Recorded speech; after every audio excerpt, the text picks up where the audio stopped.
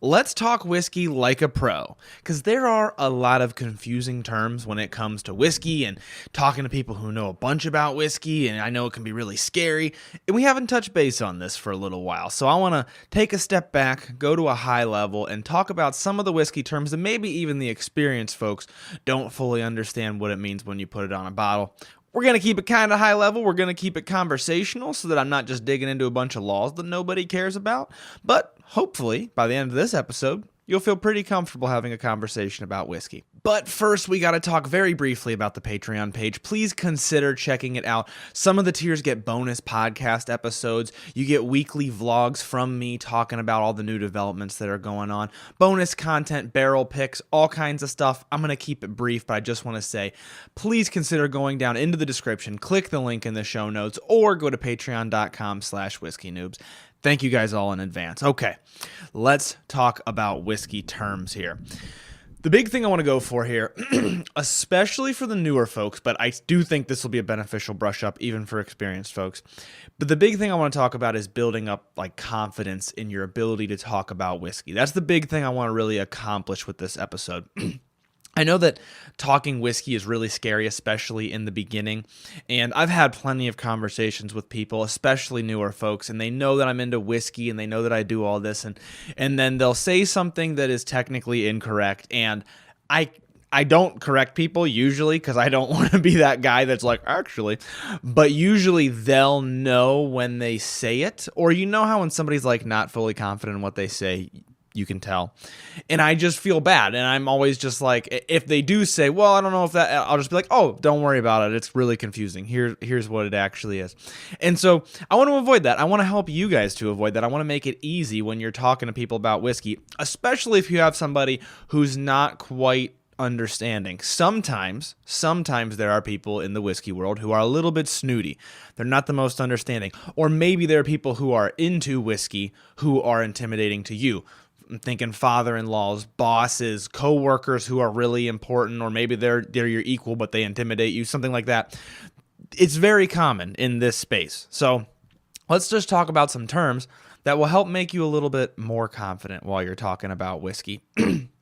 I think this will help make it easier for you to get into the community, especially if you're new to the community. But it also helps you know what to buy, and it helps you when you're trying different bottles and you don't remember what each term means, so you don't really realize that one that you liked was, even if we go all the way up to the top level, you don't know that thing that you liked was bourbon, or you don't know that it was scotch and you think it's bourbon because you know bourbon's super popular in the United States.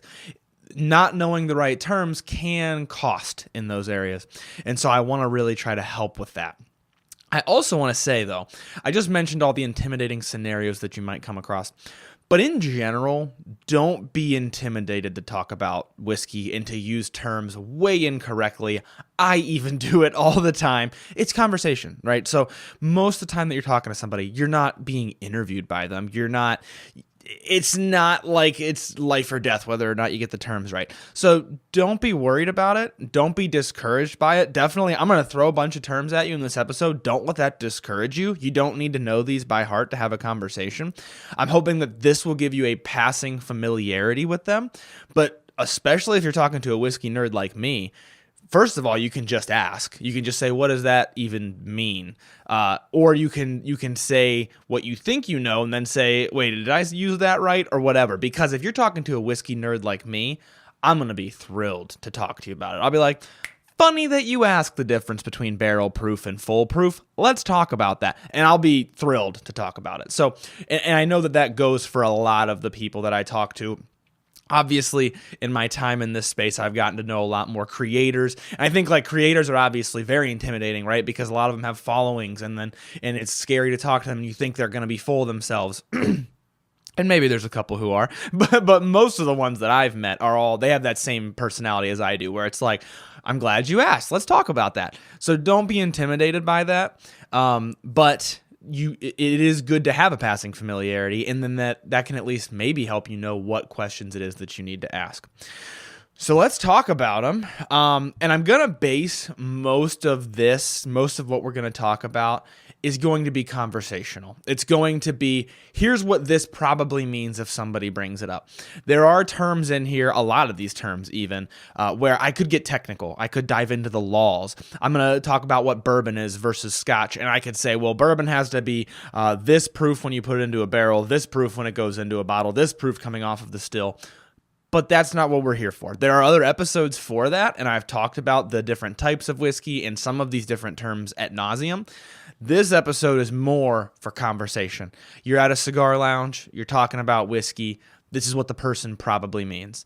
You're at KBF. I think this episode should come out right after KBF. You're at KBF, you're talking to somebody. This is what they probably mean. Your boss at work, that sort of a thing. So I'm not going to get super technical into the laws, and I might even say some things that are too vague and legally speaking, not the legal definition of what something is, and that's because I'm more so talking about colloquially. I'm talking about what people mean when they say the thing.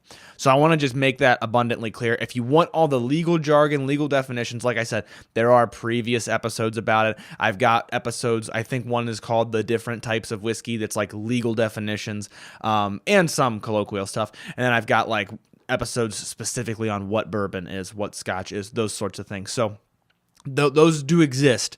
That's not the point of this episode, is what I'm trying to communicate. So I'll try to keep it high level, try to keep it easy, light, fun, give some examples, that sort of a thing, and not just make it me reading off a dictionary to you guys. It shouldn't be. If it is, I'm sorry. Let's talk about the different types of whiskey, okay? So like I said, this is going to be high level. We're going to talk about different categories from different areas, but also different categories within the same area. So just as an example, you've got bourbon, you've got scotch, Irish whiskey, Japanese whiskey, Canadian whiskey. What do all these mean? In general, bourbon is a specific type of American whiskey. So it can only be made in the United States of America and has specific things that it has to meet. In general, it's not going to have lots of different flavorings and things going on to it. We're talking about something, if it is a bourbon and not a finished bourbon, we'll get to finishing here later, it's going to be oaky. It's aged in a brand new oak barrel. That's what bourbon is. It's a specific type of American spirit. Scotch is a specific type of spirit from Scotland. Arguably the most popular by far in terms of whiskey. You can make other things in Scotland, but if you're talking about a whiskey from Scotland, you're probably talking about Scotch. Then you've got Irish whiskey.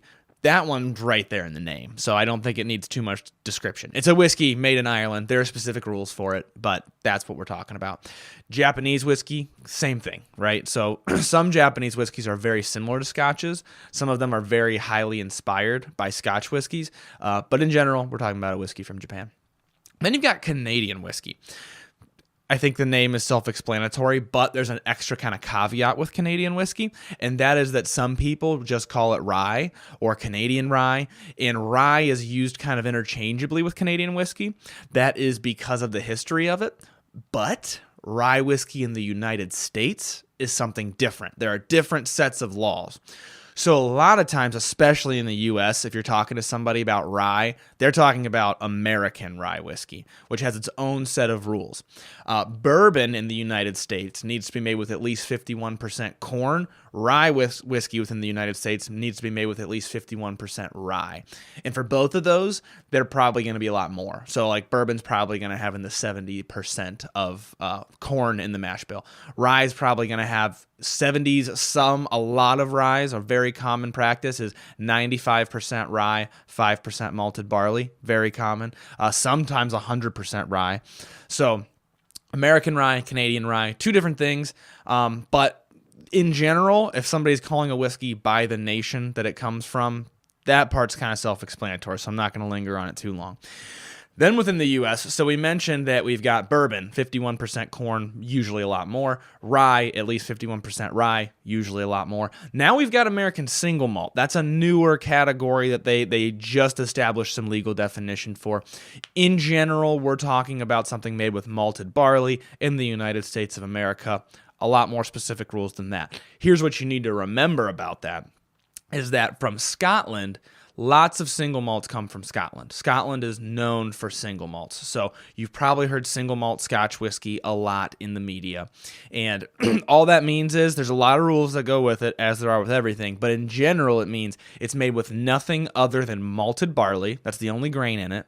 And the single in the name doesn't actually mean only malted barley. It means single distillery. So it's made with nothing other than malted barley, and it's only made at one distillery. It's not a blend coming from different distilleries. There's other things that you have to do to be a single malt, but that's the most important. And so those are going to have that malty kind of bready flavor. And then in the United States, American single malts are on the come up, which is a very similar thing. The U.S. is kind of putting our own spin on it. And of course, with the different climate, you get different aging, and so you get different flavors. So an American single malt is going to be kind of that same idea. You're using malted barley. It's from one distillery, but it's got its own different things going on with the flavors. But in general, what I want you to remember is from Scotland, you've got single malt. From America, you've got American single malt. So now it's a little bit more confusing because American single malts are pretty new. Then you got this general category that's just American whiskey. And American single malts, bourbons, American rye, they all fall under the American whiskey umbrella. But American whiskey, if something's like labeled as American whiskey, it's probably because they don't meet all the rules from one of those categories. Maybe it's a blend of bourbon and rye. Maybe it's got all these weird finishes on it that make it not technically one of those categories. Could be something like that. That's kind of the overarching umbrella over the United States. And then everything we just talked about falls under the umbrella of whiskey. So a bourbon is a type of whiskey. A Scotch is a type of whiskey. And then obviously Irish whiskey, Canadian whiskey, Japanese whiskey are types of whiskey. But bourbon and Scotch are the ones that get people a lot because they have their own name. So you think it's like something different. Like brandy. Brandy is something totally different. It's not a type of whiskey. And you might confuse that with like Scotch and bourbon. They sound like they're their own thing. They are types of whiskey. They're just different types of whiskey. And they have their own rules that you have to follow. So that's like probably the most common mistake that I see is somebody will say, is that a whiskey or is it a bourbon? Is that a Scotch or is it a whiskey? Or something like that. And it's a normal mistake. Everybody makes it. I've even said it before just in passing by accident. So it's fine. Don't panic, but be aware, a bourbon and a Scotch fall under the umbrella of whiskey. They're a type of whiskey. Same for single malt. If we're talking about a single malt whiskey, we're talking about a type of whiskey. Then there's flavored whiskeys, and I just wanted to throw this in there very briefly because flavored whiskeys are kind of their own thing. So usually, at least in the United States, it's going to be labeled as blank flavored blank. And what I mean by that is cherry flavored bourbon or bourbon with natural cherry flavoring. And so that does not fall under, that example I just gave you doesn't fall under a type of bourbon. It's not a type of bourbon. It is bourbon with flavoring added because bourbon can't have flavoring added. So once you add the flavoring to it, it's kind of its own thing. Usually I believe they're going to be labeled in the when they're registered with the United States. It's called the TTB. When they're registered, they're going to be registered as a spirits specialty. I think it's American Spirits Specialty or something like that, which basically means it's not the thing that was flavored. You take this thing, okay, I got coffee right here in this cup that if you saw my story the day that I'm recording this, I said I was going to use this cup. I got my coffee here. If I take this coffee and I fill it with hot sauce, like half hot sauce, it's not really coffee anymore. It'd be really misleading for me to give this to somebody and be like, this is coffee. And then you'd be like, that's coffee with a bunch of hot sauce. That burnt my mouth. Why didn't you tell me there was hot sauce? And I was like, well, technically it's got coffee in it. It's the same idea. So like that would no longer be coffee. It would be unfair to call it coffee. For the same reason, once you take a bourbon and you add blackberry flavoring, let's just say, it's no longer a bourbon. It's a bourbon with blackberry flavoring. Just like this would be a coffee with hot sauce mixed into it. So it's important to note that. And then also when you're talking to a lot of whiskey lovers, there are different types of whiskey lovers. I drink flavored whiskey sometimes, but a lot of times people are not talking about flavored whiskey. So if somebody's like, I got this collection, I've got Blanton's, E.H. Taylor. I was just talking to a guy who was really into Buffalo Trace yesterday. So that's why it's a top of mind. I got all these things.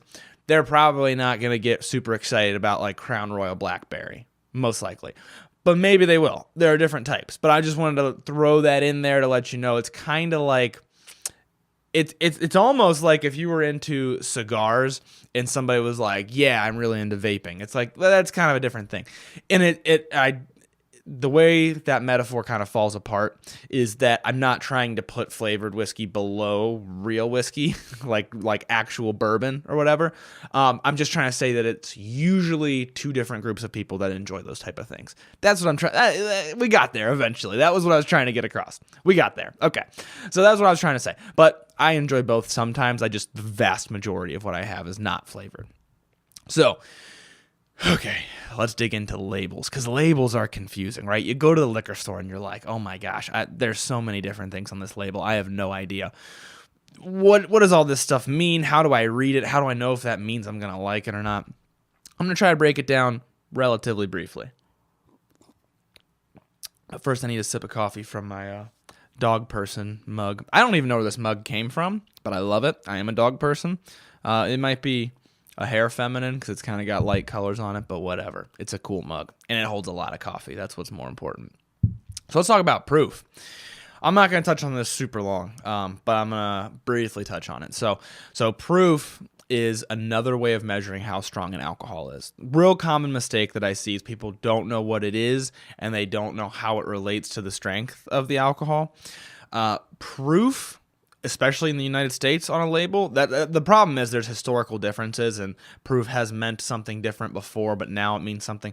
Usually, if you're buying a bottle of whiskey, proof is just double the percent alcohol by volume. So if you've got 1 liter of whiskey and you have a 50% ABV liter of whiskey, that means by volume, half of that is pure alcohol. And then the other half is all the other stuff, water, the not actual added flavorings, but like the natural compounds that flavor the whiskey. So that means if you have a liter of 50% ABV, that means that it is 100 proof. And both of those distinctions mean that you have a half liter of pure alcohol and then a half liter of the other stuff, most of which is going to be water. But there's compounds that come from the barrels and from the different processes that add all the nice flavors to it. Like that's why something distilled with corn tastes different than something distilled with barley. There's different stuff in it. You're not stripping everything away when you distill it, unless you distill it really, really, really high alcohol off the still, in which case you end up with less of those compounds to keep that flavoring in there. That's what proof means. Historically, it has meant different things, and it has not been exactly double the percent alcohol by volume, but the thing I want everybody to remember is proof is double the percent alcohol by volume. So proof maxes out at 200 proof. You're not going to find a whiskey at 200 proof because it's going to lose all of its flavor at that point. It's just pure alcohol, but that's what proof means. Single barrel and small batch are somewhat, controversial terms. So, small batch is probably the most controversial. So, in order to understand what a single barrel is, you need to understand what a small batch is, or you need to understand what batches are. And small batch is a type of batch. It's a small version of it. So, when you make a whiskey, usually you make a bunch of different barrels, and then you take all those barrels and you blend them together to get a consistent flavor. So, great example is Maker's Mark, and I'm only bringing it up because I've toured that distillery and I know their process a little bit. So, they crank out an ungodly amount of barrels every day. I don't even know how many, to be honest with you. They take all those barrels, they put them in the warehouse, rick house, rack house. We're going to get to that term too. And then they age them for a certain number of years. I think it's around 7, if I'm not mistaken. I think it's like between 6 and 8. So when those barrels start to hit maturity, they're tasting them. They're seeing what they taste like. This barrel has a little bit more of this. This barrel has a little bit more of that. Then they take a couple hundred, I believe Makers, if I could be wrong about this, I think they said it's about around 250 barrels per batch. They take a couple hundred of them. They blend them all together. And then they get this really consistent flavor. And then they taste it and they say, there's actually like approvals like, yes, this tastes like Maker's Mark. It tastes like the thing we're trying to sell. And then they sell it. And then they put all that blended together into bottles and sell it. That's a batch process. So small batch typically just means that it is a smaller batch. There's less barrels going into it. That a lot of times that's meant to make it seem more craft, and maybe it is because it's a craft distillery. It's a very small distillery. Sometimes they kind of want to indicate like each batch is going to be a little different. So like I mentioned with Maker's Mark, their goal is to have every bottle taste exactly like Maker's Mark. They want them to taste the same. Some, especially craft distilleries, they want each batch to be a little different. They're like, oh, that batch came out really nice. That batch came out, not as nice, I guess. But they want people to see the differences between the batches. So that's what small batch indicates, but it's not regulated. So you can throw small batch on just about anything as long as you're using a batch process. Like it's a small batch. So it's not a regulated term, but that's what it means. Single barrel. So now that you understand the batch process, you blend all these things together, you get a consistent flavor, and you sell it. Single barrel is the opposite of that. It means I took this barrel, which it started because it was this barrel tastes better than the others, so let's sell just this barrel. So I took this barrel, maybe I watered it down, maybe I did not, and then I put it just into bottles and I sold it. Filtering if you need to filter it. If it's below a certain proof, it has to be filtered. So, or it usually is filtered. So you took that one barrel, you filtered it down. That's what single barrel means. I don't know why I said filtered it down, but you put it into bottles and you sold it. You get what I'm trying to say from that. Single barrel, if I'm not mistaken, also not regulated. So there has been some trickery on the market to try to change the way that term comes across. But most of the time we're talking about a single barrel that was then put into bottles. And that all started from Blanton's. Blanton's at least claims the credit for that. Then you got a term called cask strength or barrel proof or barrel strength or full proof. So this is a confusing one. All of those mean the same thing, except sometimes full proof doesn't mean the same thing. So if you've got cask strength, barrel proof, cask proof, any combination of those words, it means that they took it out of the barrel or the cask. They did not water it down, and they put it into bottles. Maybe they filtered it. So a lot of times they won't, especially if it's barrel proof. Maybe they filtered it, and then they put it into a bottle, and then they sold it. What full proof means, some brands mean barrel proof. Other brands don't mean that. So you have to kind of look it up if it says full proof. But the classic example of this is Weller Full Proof from Buffalo Trace. It does not mean cask strength. It actually means that they put it into a barrel. As it's in the barrel, it ages, it gains a little bit of proof. Then, when they go to put it into a bottle, they water it back down to the proof that it left the still at. So it comes off the still, I think it's 114 proof. It sits in the barrel. It might go up to 140 proof. It might go up to 150 proof while it's aging because water evaporates out of the barrel. Then they're going to take it and they're going to water it back down to 114, which is still strong. When I say water down, I just mean dilute it a little bit. And then they have that consistent proof all the time. So that could be what full proof means sometimes. If I'm not mistaken, Green River full proof is a cask strength version. It's not watered back down to the still proof, if I'm not mistaken about that. So those terms, but just keep in mind, like all those terms typically mean the same thing, except full proof sometimes means something different. If you have straight on a bottle, this one is confusing and it's often confused, but straight, there's a certain set of rules that a straight whiskey has to meet in the United States. And most of the time it's going to be in the U.S., at least in my experience. So I would worry mostly about the U.S. Straight rye whiskey, Kentucky straight bourbon whiskey, or just straight bourbon whiskey, or a blend of straight bourbon whiskeys. What that means is straight indicates, first of all, that it's not adulterated, that it doesn't have stuff done to it, but most importantly, it indicates that it has to be at least 2 years old. So if you want to call a bourbon a straight bourbon, it has to be aged at least 2 years. Common misconception is that bourbon is at least 2 years old always. It's not. If it's just a Kentucky bourbon whiskey and not a Kentucky straight bourbon whiskey, I don't know why I threw the Kentucky in there, because that's another common misconception. Bourbon doesn't have to be from Kentucky. So let's just say it's a bourbon whiskey and not a straight bourbon whiskey. It could be 6 months old. It could be less than that. There's actually not a minimum, but if you go below 2 years, a lot of times it doesn't get those nice flavors from the barrel and it's super noticeable. I mean, the difference between a 2 year and a 4 year is very noticeable. So less than 2 years, it starts to get into shady territory. So most bourbons that you're going to see are going to be straight bourbons, or rye whiskeys are going to be straight ryes. But that means it's aged for at least 2 years. Important thing to know. And then if it's not a straight bourbon, it might still be aged more than 2 years. Maybe they just didn't want that on the label, or there's some other reason. So sometimes a bottle will say it's X years old. So Weller 12 year. Elijah Craig, is there a, no. I'm thinking Knob Creek 9-year, Knob Creek 12-year, Knob Creek 15-year. If it has a year on the label, then it is at least that old. Emphasis on the at least, because you are not allowed. Remember I mentioned you blend barrels together? You are not allowed to take a 12-year-old barrel and put it with 5 1-year-old barrels and be like, it's a 12-year whiskey. That is now a 1-year whiskey. So if it says 12-year on the bottle, the minimum age is 12 years. And it might have older barrels in it as well, but you don't want to do that too much. Otherwise, like, you're not advertising it as old as it actually is. So keep that in mind as well. Now, if it says it's matured in blank barrel, if any type of whiskey, this goes for Scotch, this goes for everything, it says matured in, usually what you're talking about is that is the type of barrel that it was aged in. So maybe it was matured in virgin oak casks. That means it was matured in, the whole aging process happened in those virgin oak casks.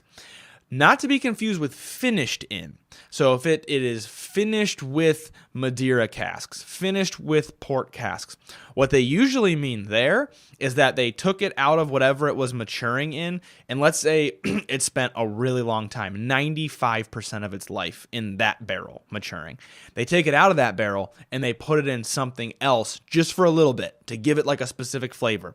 Because a lot of times with finishing, if you go too long, it's going to get too strong. It's going to mess up the flavor of the whiskey, especially if you're finishing with something really strong. So if it says blank finished in blank, bourbon whiskey, Angel's Envy is a great example. Kentucky straight bourbon whiskey finished in port casks. So it started off as a Kentucky straight bourbon whiskey, which can't be aged in anything other than a new oak barrel. Then they took it and they put it in a port cask. Now it is finished in that port cask for not nearly as long. And then it is now, you can't just sell it as Kentucky straight bourbon whiskey. Now you have to sell it as Kentucky straight bourbon whiskey finished in port casks. Kind of the same idea as the flavoring, right? You've done something else to it, so you can't just call it that anymore. So that's what finishing is. Speaking of virgin oak casks, when we talk about a virgin barrel, we're talking, put your dirty minds away, we're talking about a barrel that hasn't had any other liquid aged in it yet. So kind of the name kind of makes sense, right? It means that this barrel, we built it out of oak, usually. A lot of times it's oak. We built it, we charred it, and we put the whiskey into it, and that's it. So you might think to yourself, like, well, what is even the other option? The other option would be we took this barrel, so somebody else took this barrel, they built it, they put whiskey in it, and then they dumped the whiskey out, and then they gave it to us, and we put our whiskey in it. That's one type of a non-virgin barrel. Or we got all these barrels from a winemaker. They aged their wine in these barrels. That's a port cask. A port is a fortified wine.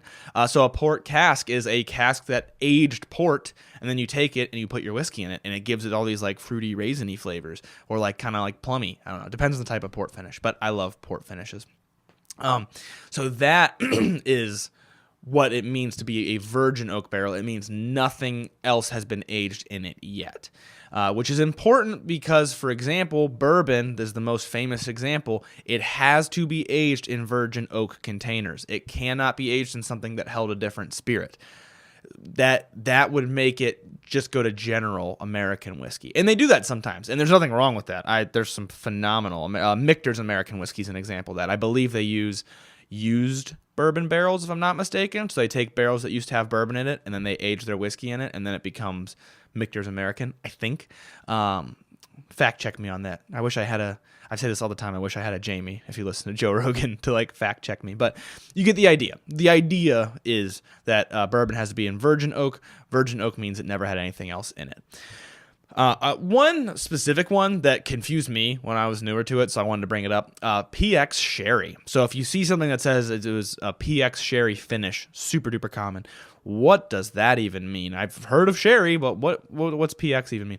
PX Sherry is a specific type of sherry, and it's made from a specific type of grape. It's a Pedro Jimenez grape, so PX is Pedro Jimenez, and that is a type of grape. I thought for a while Pedro Jimenez was a maker of sherry, but apparently it's actually a type of grape. So it's a specific type of sherry that has this very desserty flavor, so it's very common for finishing whiskeys. So if you see that, that's what that means. That's kind of a brief aside, but I got it wrong for a long time, so I wanted to make sure you guys knew. All right, a little bit more afternoon coffee to keep me kicking here. We're almost through the stuff on the label, I promise. But I think all of this is actually very beneficial. So I hope that you guys find that as well. Or maybe this is just one of those boring episodes that only the real nerds like myself are actually into. So I talked about single malts briefly, so I'm not going to keep on that, but just a quick reminder, it means it's made with only malted barley from a single distillery. There are other rules for American single malts, other rules for Scotch single malts. Not going to dive into those. You've got single pot still. Little fun story about single pot still whiskey. Maybe you know what it means and you don't know where it came from. So single pot still whiskey is very, very common in Ireland. And the reason it's common in Ireland is for a while, Irish whiskey was made somewhat similarly to Scotch whiskey. Differences in the process, but it was the same idea. You take malted barley, you distill it down, you get whiskey. Well, eventually the taxes on malted barley got really high in Ireland, and it was very, very expensive to make a whiskey with malted barley. So the Irish, being clever, came up with this idea. We're going to take some malted barley and some unmalted barley. I'll describe what malting is here in a second. You take some malted barley, some unmalted barley, you mix them together, and then you create a whiskey called a single pot still whiskey. And once again, has to be from a single distillery. That's what the single in the name means. You could have a pot still whiskey that's not single. It's not from one distillery. But that is in general what it means. Malting just changes the character of the grain. So malting is something you do where you take the grain, which is basically seeds, right? It's basically barley seeds. It's the grain that you use to make like barley bread, right?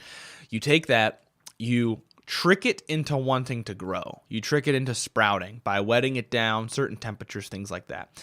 As soon as it sprouts, it does something. It changes it chemically. I want to say that's what helps with the enzymes for fermentation, but also it does change the flavor. That's what's really important. I think it converts some of the starches to sugars, if I'm not mistaken about the science behind that. Either way, it changes it. It makes it something that you can notice the difference between in a tasting. And then you stop that sprouting. So once it does that, you stop it so that it doesn't actually grow into a plant, and then you use that for your distillation. So that will give you a specific type of a flavor, but unmalted barley will give you a different type of a flavor. It's going to be a little bit more like grassy, whereas barley is going to be a little bit more bready, and you'll just hear the term malty. I throw that around a lot. It's like a term that you kind of get the hang of. If you ever had malt, it is a type of flavor. You can put in like a milkshake. But there's just like a bready, malty flavor that you'll attribute to a lot of single malts as you taste them, and then it's like, that's the flavor that I'm talking about. So two different types of flavors, but the Irish said, okay, well, we're going to cut our malted barley with unmalted barley and make a different type of whiskey. And so that became single pot still. And of course, as the name indicates, that comes from a pot still because there's two different types of stills. There's a column still, which is the straight up column ones. They look exactly like a column. And there's a pot still, which are the kind of unique looking ones. They are the logo, not the logo, but they're on the artwork for the Whiskey Noobs podcast. If you're listening to this podcast, the square that shows up on Spotify, that copper-colored thing in the corner, that is a pot still. It's a cartoon version of a pot still, but that weird shape there is a pot still, which usually keeps a lot more flavor. It doesn't strip as much flavor, but it also does different chemical things to change the whiskey. It's not like chemically changing it, but it's changing the composition of it. And then column still is a lot more popular for like bourbons, things like that, especially if you want to let the character of the barrel show through a little bit more. You're probably going to use a column still. If you want the character of the grain to show through a bit more, you're probably going to use a pot still.